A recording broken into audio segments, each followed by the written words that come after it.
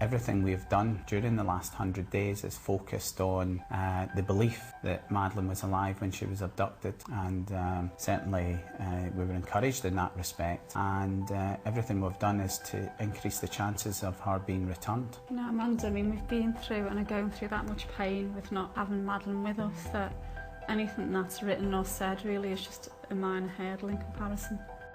Nearly 20 years after Madeleine McCann vanished from a Portuguese resort, her disappearance still casts a long shadow. Investigators chase new leads, armed with cutting-edge tools like AI facial recognition and advanced DNA analysis. Yet, every breakthrough seems to raise more doubts than answers. Legal obstacles, media obsession, and public fascination collide, fueling a case that refuses to fade. But beneath the layers of evidence and speculation lies a haunting truth. This story is no longer just about a missing child. It has become a reflection of our deepest collective fears. The afternoon sun glistened over Praia da Luz on May 3, 2007. To outsiders, it was an ordinary holiday scene. Families lounging by the pool, children laughing in the kids' club, parents savoring their brief escape from routine. Madeleine McCann, just 3 years old, had been seen throughout that day. Witnesses placed her at the Ocean Club Resort's Kids Club in the morning, where she played alongside other children. Around midday, her family gathered for lunch, a moment that would later become frozen in time through a now infamous photograph. Madeleine sitting by the pool, clad in a pink sun hat, her innocent face beaming. The image was time-stamped 2:29 p.m. Later that afternoon, Madeleine returned to the kids' club, and according to the official sign-out sheet, she remained there until 5:30 p.m. The McCanns then took their children back to the apartment around 6 p.m. A family friend, David Payne, visited at around 6:30 p.m., reportedly seeing all 3 children.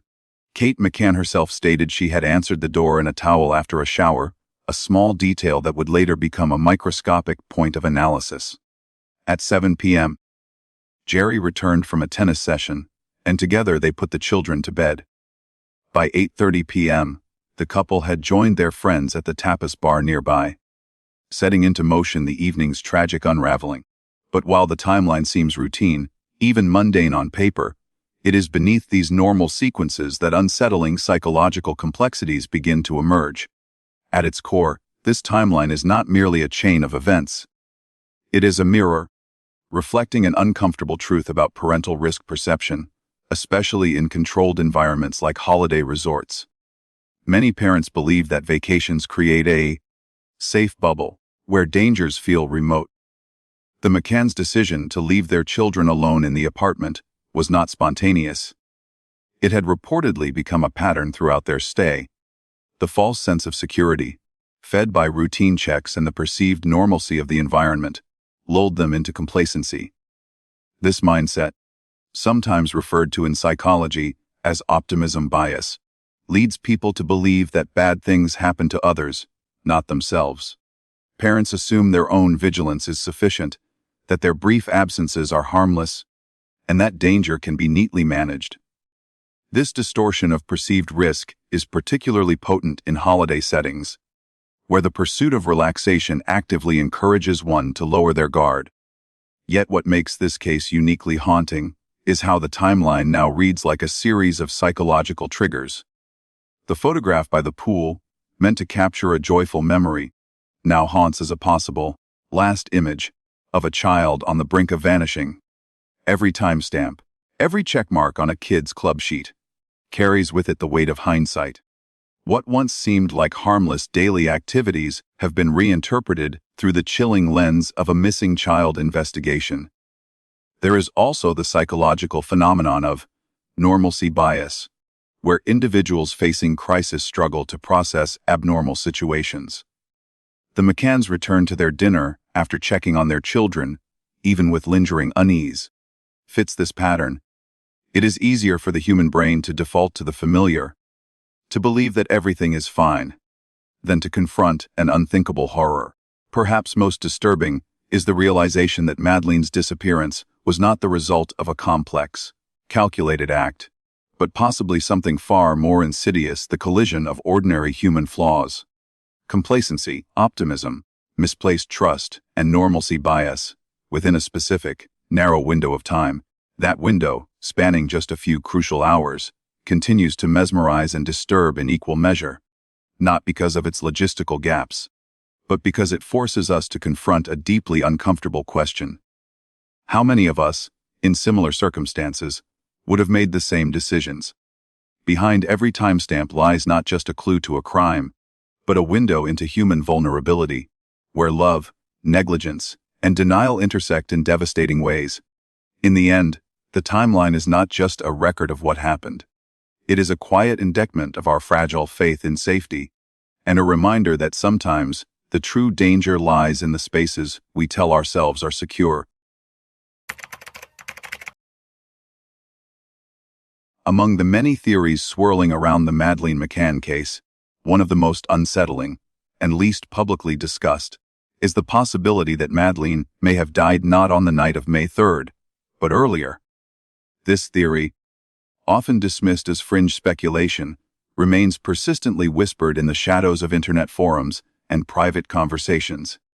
It questions not only the official timeline, but also the very foundations of what we think we know about this case. At the center of this disturbing hypothesis lies an innocuous-looking image, a photograph taken by the poolside at the Ocean Club Resort.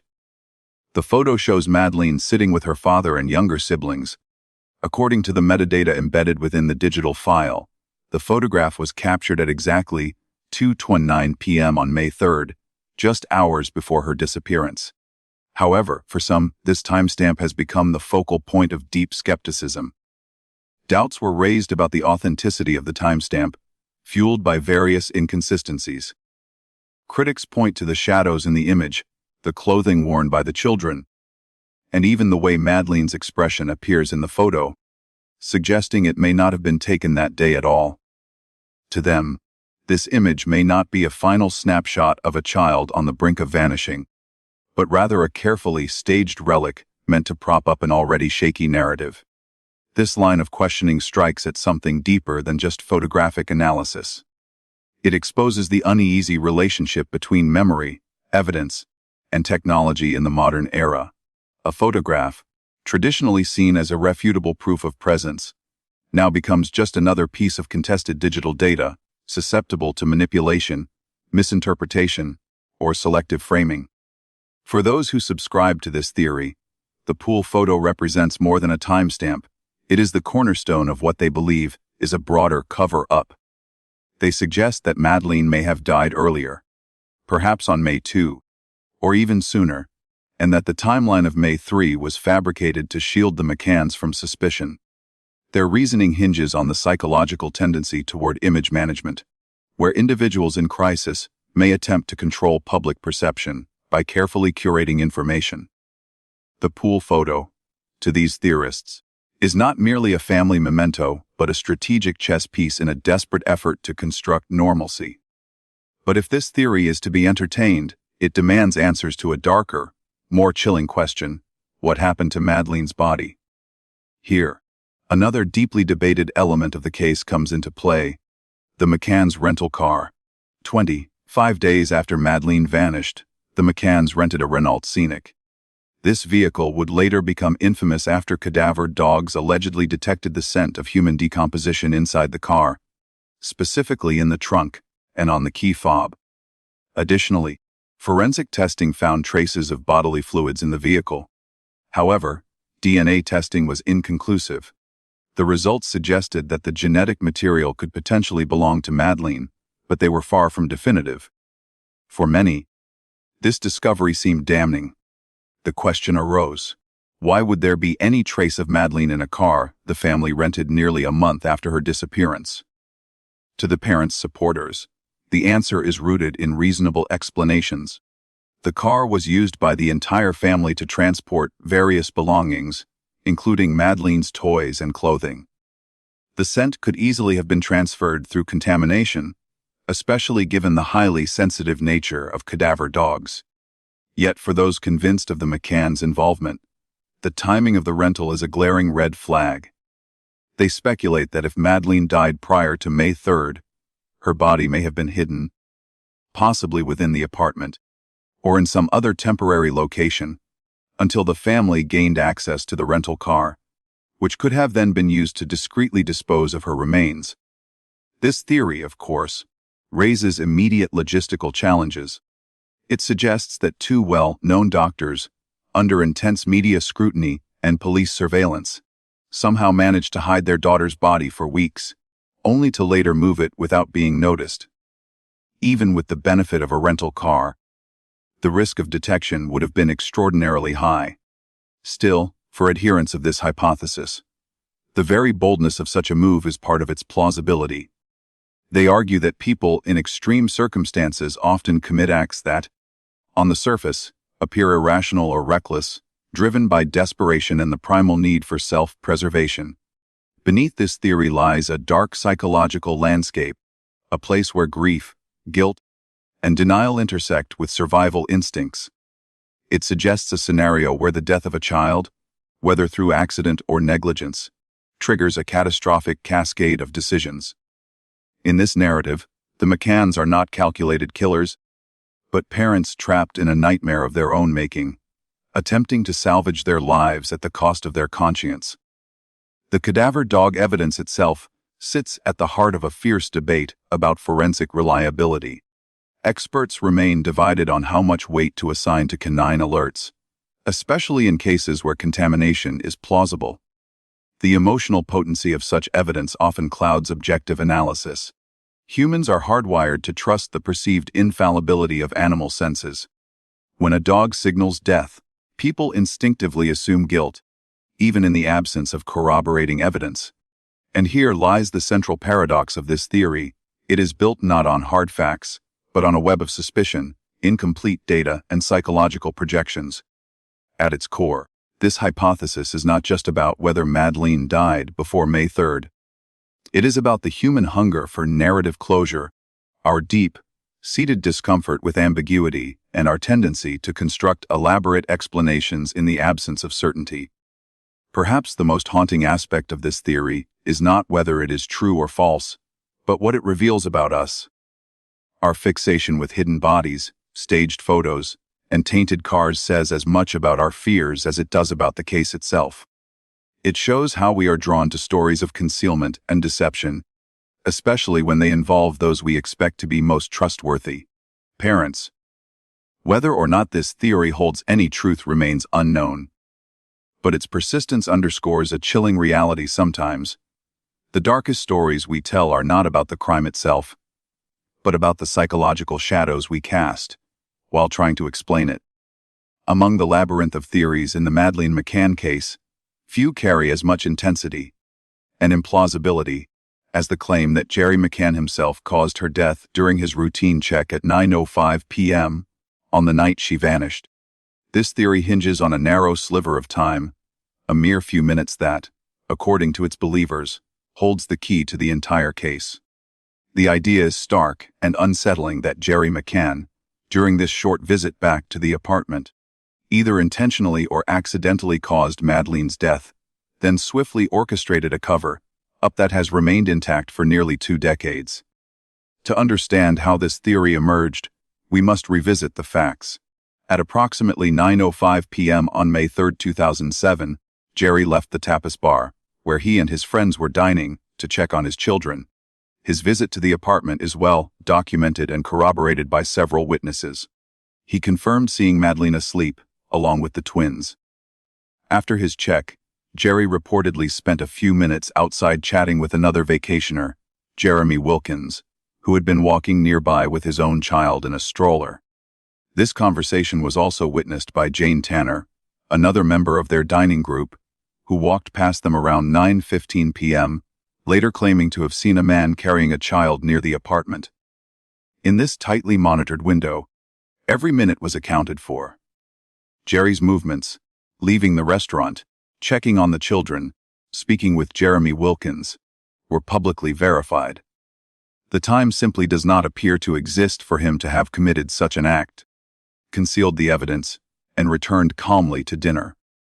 Proponents of the theory suggest that perhaps Jerry acted quickly and deliberately, covering his tracks with chilling precision.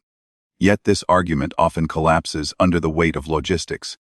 The apartment was small but not soundproof. The risk of being seen or heard by neighbors, by Jeremy Wilkins nearby, or by other staff moving around the resort was high. Beyond the physical improbability lies the psychological implausibility. Jerry was surrounded by friends, all of whom were alert enough to track the ongoing checks on the children that night. To accept this theory, one must believe that Jerry not only committed the act within minutes, but also maintained an unbroken facade of composure, then convinced his wife and potentially others to support or remain silent about the crime, all under intense public and police scrutiny. Still, this theory persists in corners of public discourse, not because it withstands rational analysis, but because it taps into a much deeper psychological need, the desire for closure, even when it comes at the cost of reason. For many, the McCann case has become a reflection of something far larger than a single crime. It represents the frustration of endless ambiguity. In the absence of clear evidence, theories multiply, each more extreme than the last.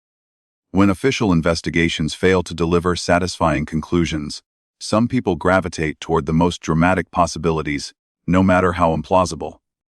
This phenomenon is not unique to this case.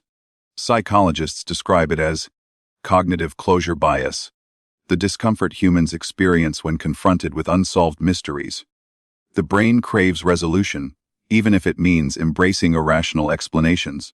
The more time passes without answers, the more outlandish the theories become. What makes the Jerry at 905 theory particularly alluring is that it simplifies the chaos. It reduces the sprawling uncertainty of the case to a single act by a single person within a specific, measurable moment. It offers a villain, a motive, and a timeline, all neatly packaged within minutes. But in reality, this theory reveals more about us than about the McCanns. It exposes our discomfort with helplessness. The idea that a child can simply vanish into the night, despite every precaution, is terrifying. It challenges the fundamental belief that the world operates in predictable ways. By clinging to theories of parental guilt, we soothe that terror with a false sense of control, telling ourselves that there must be a clear cause, a rational explanation, even if it casts the parents as monsters. In the absence of proof, the public swings between suspicion and sympathy, trapped in a psychological limbo as paralyzing as the case itself. Every theory becomes a projection of personal fears, moral judgments, and deep-seated anxieties about vulnerability, parenting, and safety. Ultimately, the 905 theory may not survive scrutiny, but its emotional power lingers. It is not about logic, it is about fear. And until the case is resolved, if it ever is, that fear will continue to fuel speculation, leaving us all caught between reason and the desperate human need to make sense of the senseless.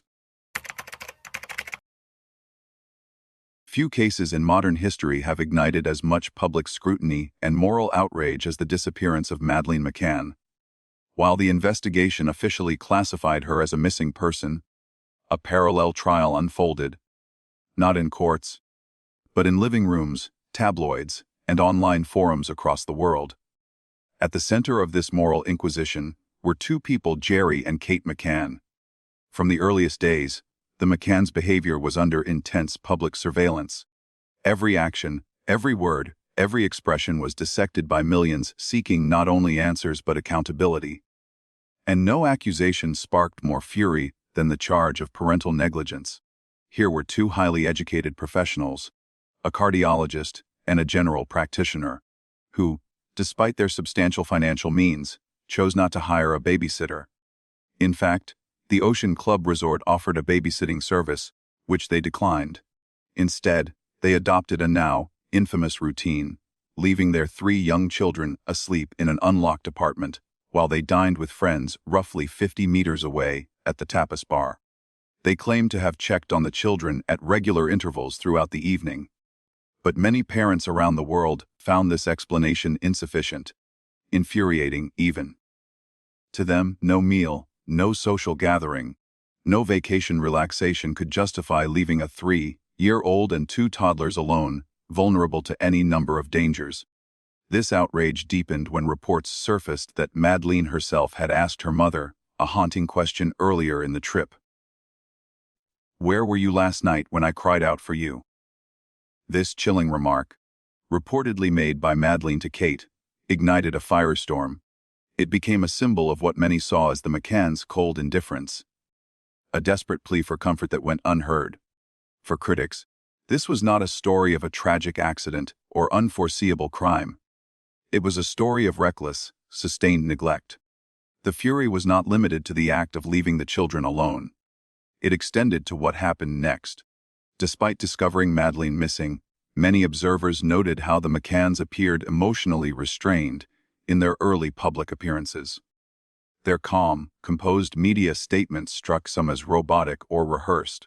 Where others expected hysteria, sobbing, or visible despair, the McCanns presented an image of control.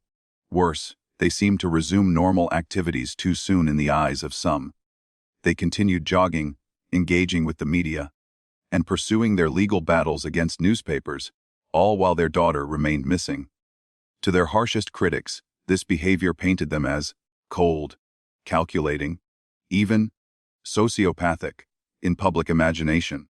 They became caricatures of the unfeeling parent, symbols of everything society fears about parental detachment. But perhaps nothing outraged the public more than their continued decisions regarding their remaining children. The twins, Sean and Emily.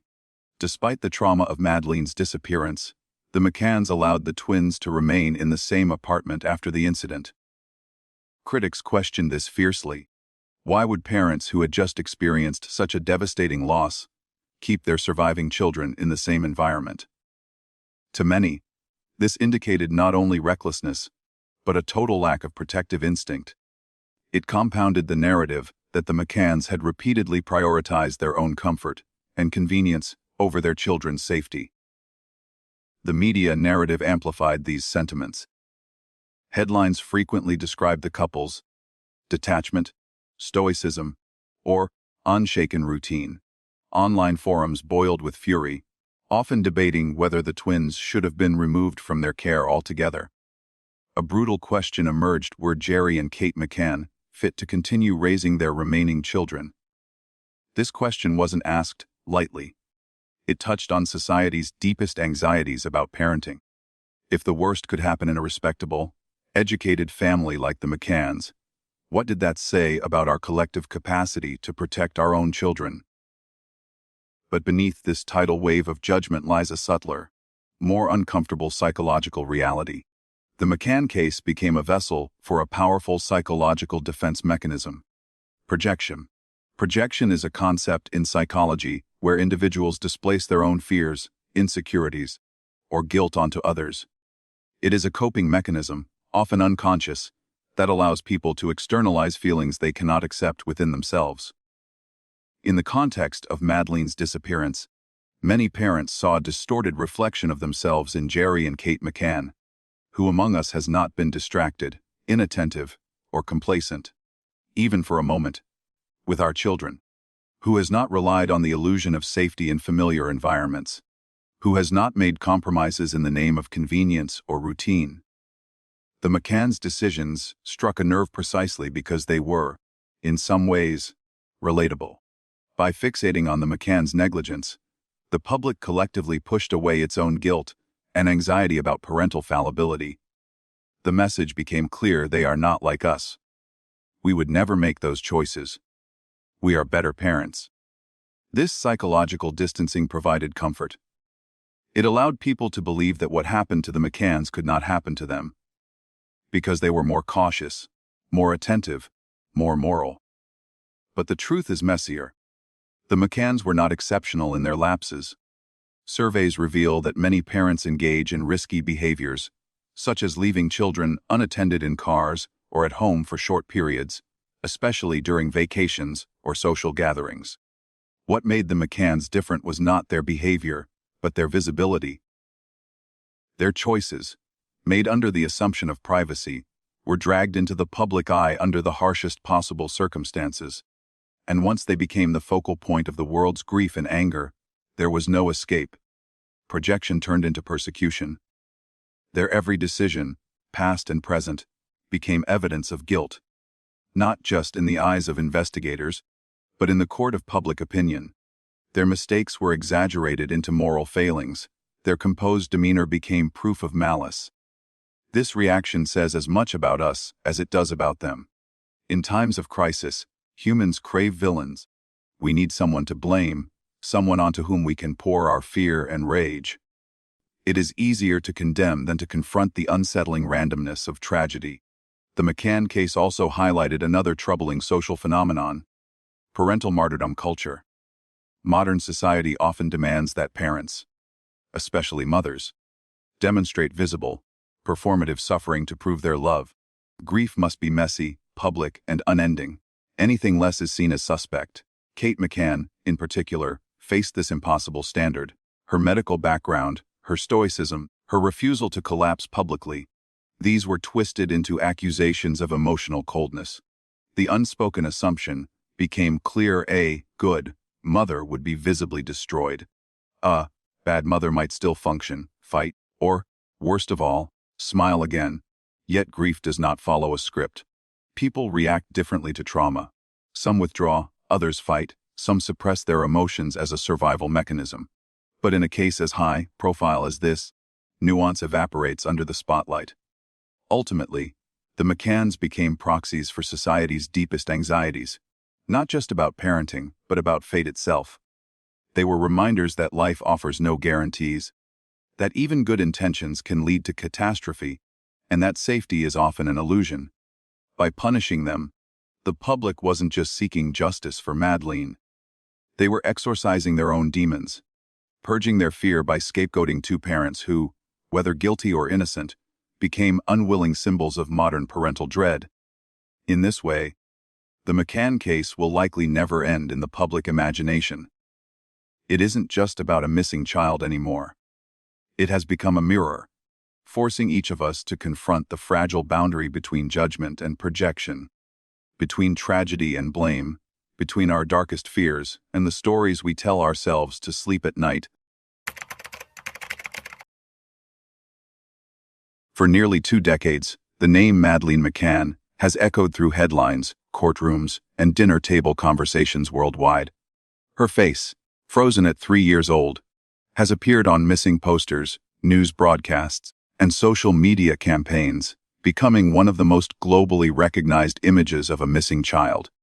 And yet, for all the passing years, all the failed leads and dead ends, one striking fact remains unchanged. Madeleine McCann has never been legally declared dead. This is not merely a symbolic detail. It is a complex convergence of law, psychology, and public emotion, a case suspended in time, caught between the mechanisms of legal systems and the deeply human refusal to let go. In the United Kingdom, declaring someone legally dead is not an automatic process, even after prolonged disappearances. The law recognizes a formal procedure called the presumption of death. This process is not merely a bureaucratic formality. It requires filing a petition through the court, presenting evidence that the missing person has either been missing for at least 7 years, or that the circumstances surrounding their disappearance strongly suggest death. In England and Wales, this procedure is governed by the Presumption of Death Act 2013, which provides a pathway for family members to seek a legal declaration of death. However, it is not something done lightly. The process is designed to balance compassion for grieving families with caution against wrongful declarations. Critically, despite the global attention surrounding Madeleine's case, her parents, Jerry and Kate McCann, have never initiated this process. In the eyes of the British legal system, Madeleine remains missing, and her case is classified as an active missing person investigation. No court has ever declared her dead. This legal limbo grows even more complicated when placed alongside the evolving positions of law enforcement agencies involved in the case. In 2020, German prosecutors made headlines when they publicly announced that they believed Madeleine was dead. Their investigation, focused on a convicted sex offender named Christian Bruckner, led them to assert that Madeleine had likely been murdered shortly after her abduction. However, their declaration was not accompanied by the discovery of a body, nor by definitive forensic evidence tying Bruckner to Madeleine's death. Their belief was based on circumstantial evidence, which remains confidential due to ongoing legal proceedings. Despite the German announcement, Scotland Yard, the lead British agency overseeing the UK investigation, has remained cautious. Officially, the case is still treated as a missing person inquiry. No homicide charges have been filed, and no official conclusion has been reached regarding Madeleine's fate. This creates a peculiar dichotomy. On one hand, investigators are openly pursuing leads under the assumption that Madeleine is dead. On the other, the legal system, and her official status, continues to treat her as a living, missing person. For the McCanns, this duality is more than a legal technicality. It represents a constant tension between external narratives and personal reality. Some outside observers question why Jerry and Kate McCann have never sought a legal declaration of death. For critics, this raises suspicions, as though they are deliberately avoiding closure. But such assumptions overlook the complex emotional terrain that surrounds this decision. Legally declaring Madeleine dead would represent an irreversible, formal acknowledgement that she will never return. It would mean accepting, in the eyes of the law and the world, that their daughter is gone forever. For many families of missing persons, this decision is among the most agonizing imaginable. It is not simply about paperwork or insurance claims. It is about crossing a psychological threshold that feels like a betrayal of hope itself. This is especially true in cases like Madeleine's, where the absence of a body leaves a lingering uncertainty. Without concrete proof, even the most rational mind struggles to extinguish that faint, persistent glimmer of possibility. From a psychological standpoint, this dynamic is often described as ambiguous loss, a state of grief that lacks closure because the fate of the missing person remains unknown. Unlike traditional bereavement, where death is confirmed and ritualized, ambiguous loss leaves families trapped in a perpetual state of what if. In Madeleine's case, this ambiguity has been compounded by relentless media attention and the frequent emergence of new tips, theories, and false sightings. Every new development, no matter how tenuous, offers a fresh surge of hope, only to be dashed again. Psychologists refer to this phenomenon as frozen hope. Frozen hope is a psychological state in which individuals refuse, or are unable, to move forward from an unresolved traumatic event. Unlike ordinary hope, which can coexist with acceptance, frozen hope keeps people emotionally trapped in the past, clinging to the idea of resolution that may never come. In the McCann's case, this mechanism has played out on both personal and public levels. For Jerry and Kate, holding on to hope may serve as a protective barrier against the devastating grief that declaring Madeleine dead would bring. It allows them to remain parents fighting for their child, rather than bereaved parents mourning her loss. For the public, frozen hope takes on a slightly different shape. Madeleine's image as the eternal missing child has become deeply ingrained in the cultural consciousness. Her continued status as missing allows society to maintain the illusion that she might still be found, that justice might still be served. To declare her dead would shatter that illusion, forcing a collective confrontation with the darker reality that some tragedies remain unsolved, some wounds never heal, and some children are lost forever. Several factors help sustain this state of frozen hope in Madeleine's case. The case has remained in the spotlight for over a decade, with periodic surges in coverage whenever new developments arise.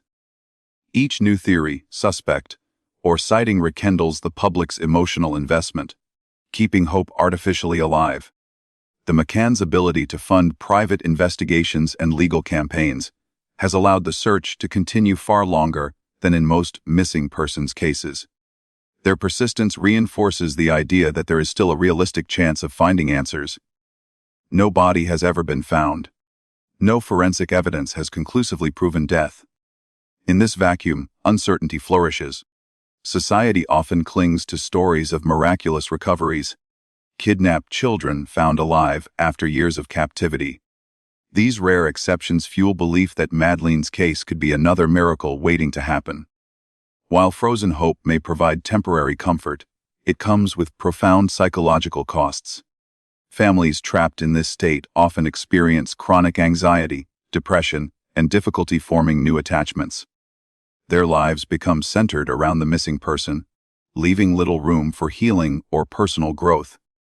For the McCanns, this has manifested in years of relentless campaigning, legal battles, and media appearances, all aimed at keeping Madeleine's case in the public eye. Some view this as admirable, others see it as unhealthy. But in either case, it reflects a fundamental truth: letting go is far harder than holding on. Ultimately, the reason Madeleine McCann has never been declared dead is not just about legal procedure or investigative gaps. It is about the raw, unrelenting power of frozen hope. Declaring her dead would end the story, at least in the legal sense. It would mean closing a chapter that neither her parents nor much of the public are prepared to close. And so, the case lingers in this strange, suspended state, a crime without a resolution, a child without a fate, a story without an ending. Perhaps that is why Madeleine's face continues to haunt the world. She is no longer just a missing child. She is the embodiment of uncertainty itself, a reminder that, in some cases, the hardest truth to face is not who is guilty or what happened, but that we may never know. In this way, Madeleine McCann remains forever missing, not only in the eyes of the law, but in the hearts of everyone who cannot bear to let her go. From the moment news broke of Madeleine McCann's disappearance, the media machinery roared to life with a force rarely seen in missing persons cases. It was May 2007, an era on the cusp of the digital information explosion. Traditional news outlets dominated the early coverage: television, tabloids, and broadsheets, flooding front pages and headlines worldwide with Madeleine's image. But it didn't stop there. As social media platforms, online forums, and digital tabloids gained traction in the following years, the case didn't fade. Instead, it evolved, mutating, amplifying, and polarizing public opinion at every turn. This constant media attention kept the case alive in the public consciousness, ensuring that it never truly became just another cold case file. But it also had another, more corrosive effect. It turned the McCann family into a prism through which society projected its deepest fears and prejudices. In the early days, Jerry and Kate McCann were largely viewed as sympathetic figures, parents thrust into an unimaginable nightmare. News coverage focused on their suffering, their desperate search for answers, and their fight against the odds to recover their daughter. Photos of the McCanns clutching each other, praying, and appealing to the public were published globally. Their composure, their medical professions, and their middle-class background fit neatly into the media's preferred narrative of good people facing a terrible tragedy. But as weeks turned into months, and the case remained unsolved, the media's tone began to shift. Speculation started to seep into headlines. Leaks from Portuguese police suggested inconsistencies in the McCanns' statements. Rumors of blood evidence and cadaver dogs spread like wildfire. The same outlets that once portrayed them as heartbroken parents now began to cast doubt. Were they hiding something? Were they truly as innocent as they seemed? This duality, parents as either grieving victims or cold-blooded villains, became a recurring theme throughout the years. The McCanns were either paragons of parental devotion or sinister figures pulling the strings of a massive deception. There was rarely middle ground. This binary framing wasn't just a reflection of media laziness or sensationalism. It tapped into a deeper cultural need to categorize people neatly as good or evil. Ambiguity doesn't sell. Complexity doesn't drive page views. Certainty, no matter how speculative, does. While many moments in the McCann saga fueled controversy, few were as incendiary as the release of 3 specific photographs during the 3rd anniversary of Madeleine's disappearance. The images were part of a video montage released by the family to commemorate the anniversary and reignite public attention on the case. But their impact was not what the McCanns likely anticipated. Among the photos were 3 that sparked immediate outrage online. One showed Madeleine wearing makeup, lipstick, eyeshadow, and posing in a way some critics described as inappropriate for a child. Another depicted her licking an ice lolly, with some claiming the image had unsettling undertones. A third photo, though less overtly controversial, was similarly questioned for its tone and context. The backlash was swift and brutal. Across forums and comment sections, people asked a disturbing question. Why would parents who claimed their child had been abducted, potentially by a pedophile, release such images? For many, it seemed unfathomable. The photos were labeled as sexualized, provocative, or simply disturbing. Conspiracy theories exploded overnight, painting the McCanns as either grossly negligent or deliberately manipulative. From a rational standpoint, the outrage may appear disproportionate. Family photo albums often contain playful images taken without malice.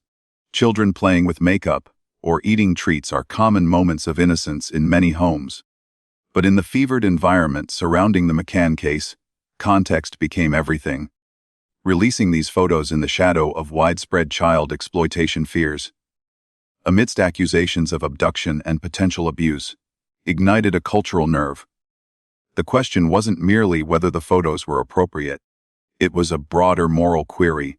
What kind of parents would choose to publicize such images at such a time?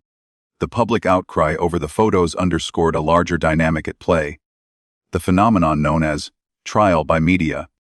In the absence of courtroom verdicts, society often turns to the media to deliver justice, or at least, to satisfy its thirst for judgment. Madeleine's case became a perfect storm for this phenomenon. It had all the elements that fuel media frenzies: an innocent child, dramatic international settings, conflicting narratives, and emotionally charged imagery. But it wasn't just about filling columns or generating clicks. The case tapped into deep-seated anxieties about child safety, parental responsibility, and the fragility of family. For many, judging the McCanns became a way of asserting their own moral superiority. I would never leave my child alone. I would never release such photos. I would never behave the way they did. This moral distancing allowed people to reassure themselves that what happened to Madeleine could never happen to their own children.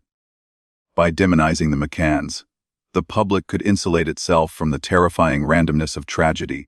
Psychologists describe this cycle as media-induced moral panic.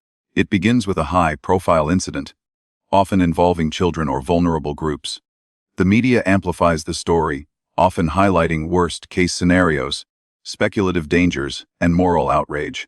In response, society enters a state of collective anxiety. People begin to see threats everywhere. Behavior that was once considered normal, or at least tolerable, suddenly becomes suspect. In the McCann case, this took the form of heightened scrutiny over parenting choices. Vacationing parents leaving children unattended became unthinkable. Every photograph of a child was analyzed for hidden meanings. Innocence itself was reframed through the lens of potential exploitation. The result is a vicious cycle. The more the media fans the flames, the more society demands stricter moral standards and harsher judgments.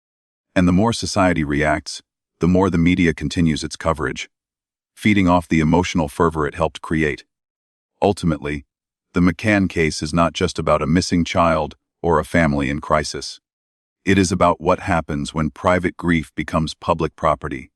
The media did not merely report on the case.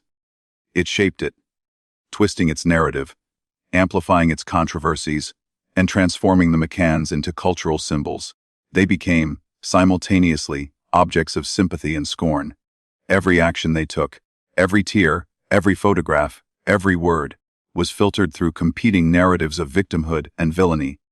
For the public, this became more than just a crime story. It became a mirror, reflecting back their deepest fears about safety, parenthood, and evil. And in that mirror, people saw what they wanted to see. Some saw a grieving family fighting against impossible odds. Others saw cold-hearted manipulators hiding behind a facade of innocence.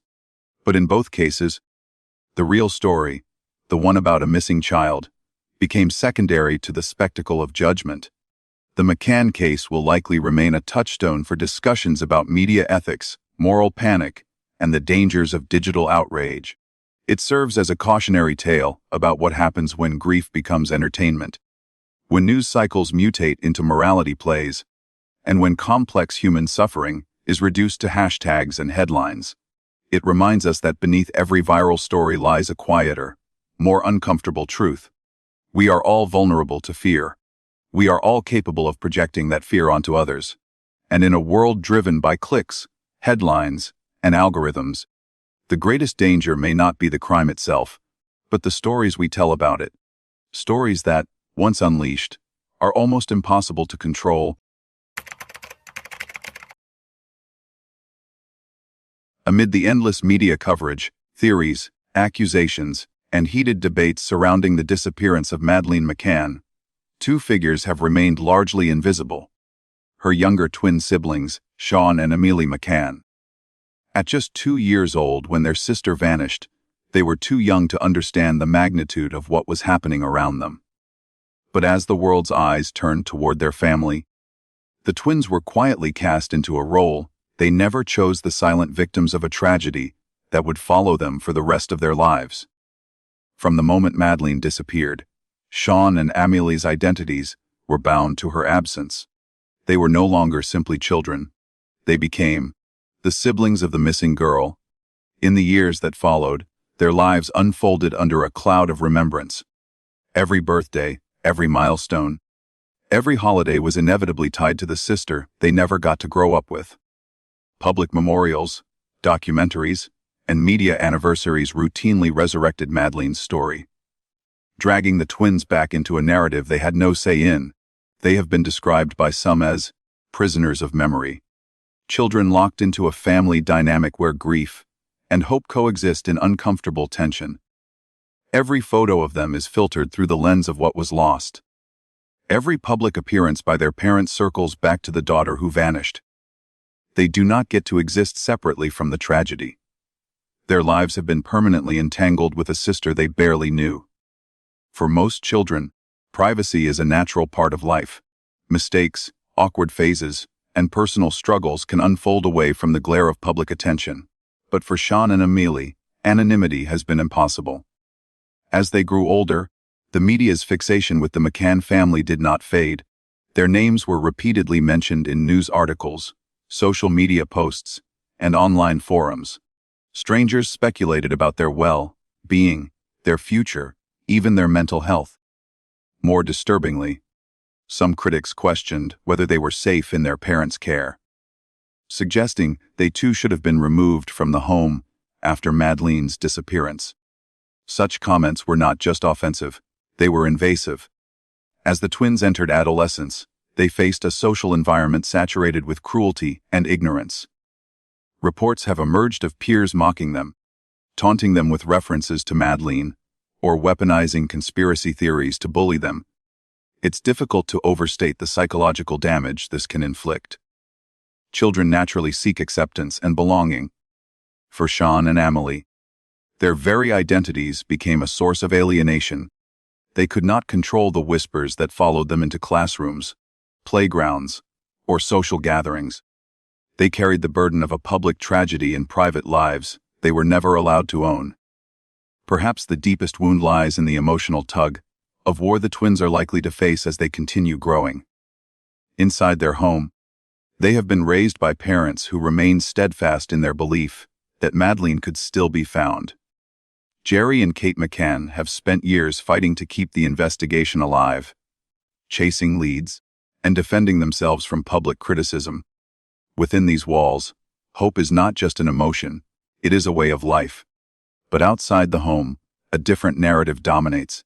Many in the public sphere, and even in their extended social circles, have already written Madeleine's story as one of death, not disappearance.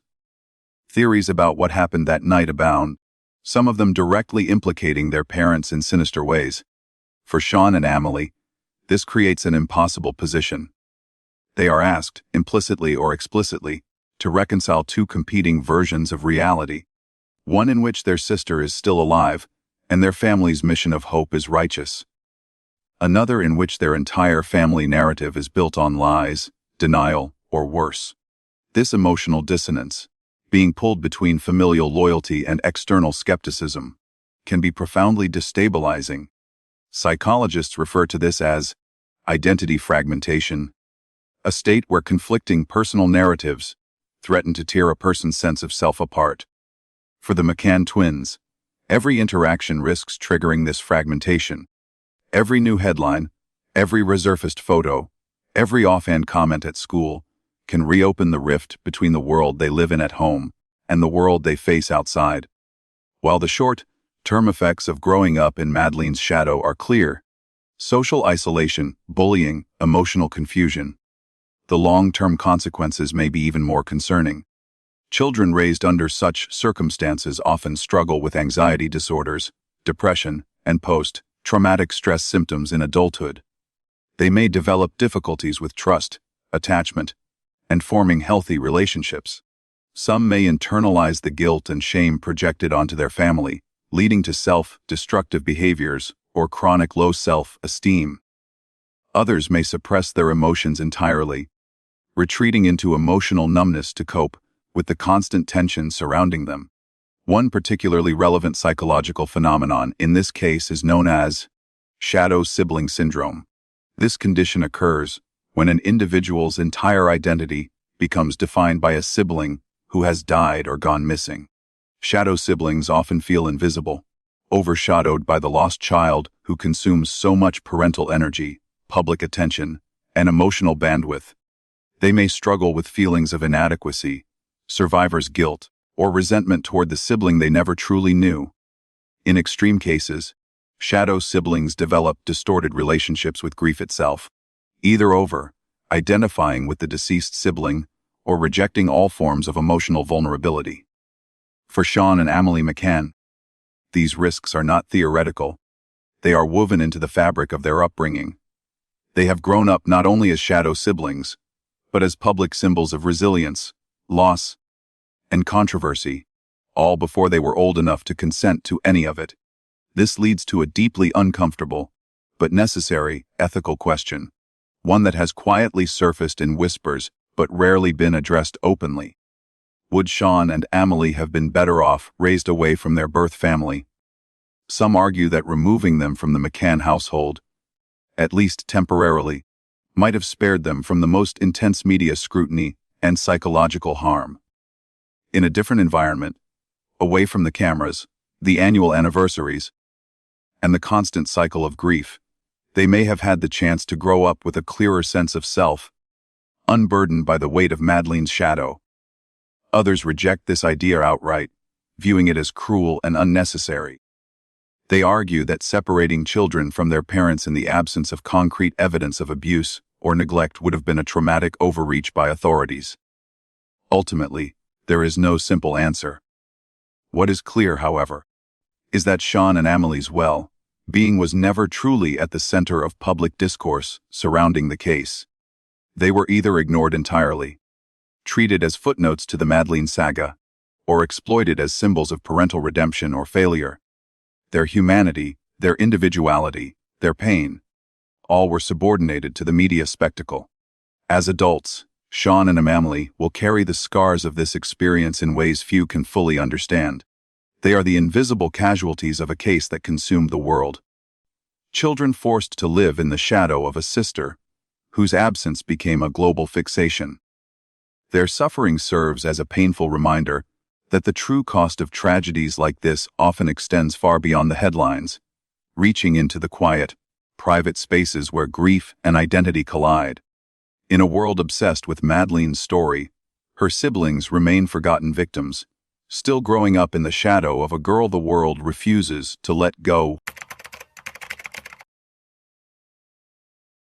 As we reach the end of this journey through the shadows of the Madeleine McCann case, we are left not with answers, but with questions, many of which have remained unanswered for nearly 2 decades.